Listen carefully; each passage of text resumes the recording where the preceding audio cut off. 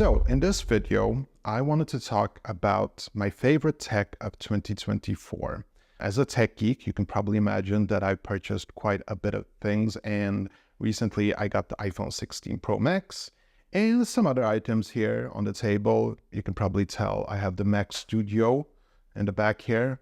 Fantastic machine. So we're going to get into that, and I'm going to end this video with my favorite tech of the year. So let's start off in no particular order, except the last one is the one that I enjoyed the most. So my iPhone 16 Pro Max, great smartphone. My favorite feature of it is the 4K 120 mode.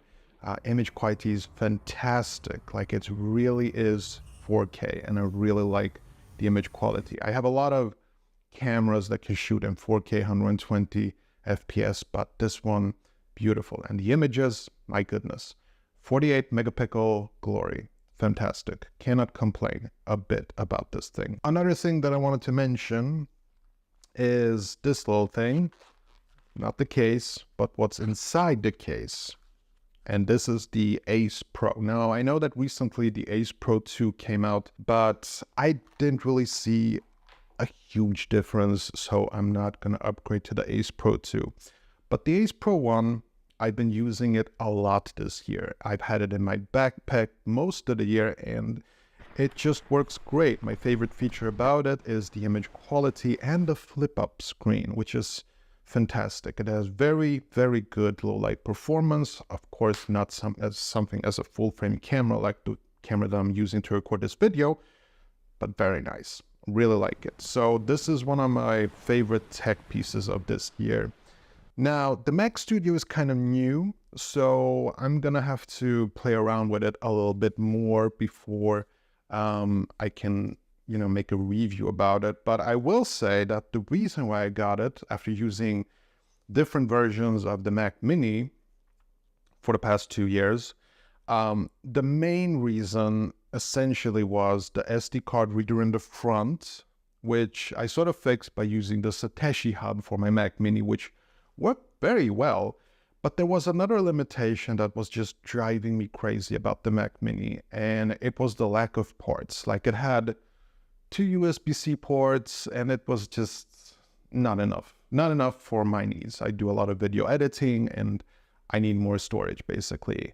And I'm not going to spend a fortune on, a spec'd out Mac Mini. It's just crazy. Also, there is a maximum to it. Like, you can't get like 10 terabytes of storage. That's just not possible.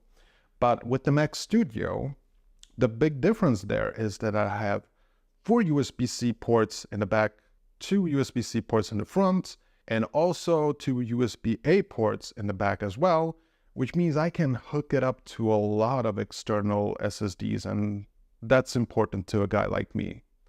And you can't tell, but because of the size of the tower, but I actually have 4 external SSD connected to it in the back here.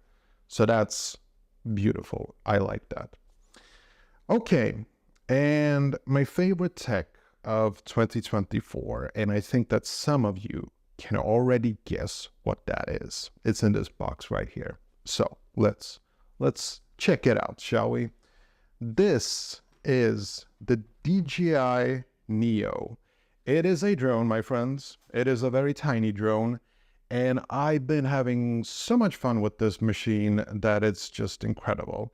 And I've been watching a lot of reviews, and people just love their DJI Neo. Now, what do they love about it? It's definitely not the image quality, because it's not that good. The image quality actually sucks. It's good enough, but it's not good in any means. But what I think that they like about it is that this is something that can fit into your pocket easily, okay? This is something that you can just carry around with in your backpack or whatever. And it's got this AI functionality, which means that essentially I don't even have to hook this up to a controller or to my smartphone even. I can just say DJI fly, and it will just fly away. And I can set it in different modes, and it can spin around me, and it can do a lot of cool stuff. And I just love it for that reason. And I think that a lot of people who have got the DJI Neo are very pleased with it. Now, at some point, I am assuming that I will actually be investing in something better. Being a tech geek, that's the downside of being a tech geek. But I still had so much fun with this thing. I think it's great for beginners. I think it's excellent for someone who wants to try out flying with drones, but doesn't want to, cough up $1,000 with the risk of, dropping it into the ocean or something like that. And this is just cheap enough that, yes, it would feel a bit sad if you lost it somehow, but it's not completely irreplaceable, if you know what I mean. So it's tiny. I like it. Battery life is good, about 20 minutes. And I did get an extra battery because, I like to fly my drone. So, yeah. I've been having so much fun every weekend with this drone, and I highly recommend it. My favorite tech of 2024. I don't care about Vision Pro or MetaQuest 3S or anything like that. This is the fun stuff, okay? So I hope you enjoyed this little video, and hopefully I'll see you in the next one next year. Okay, I'll see you. Bye-bye.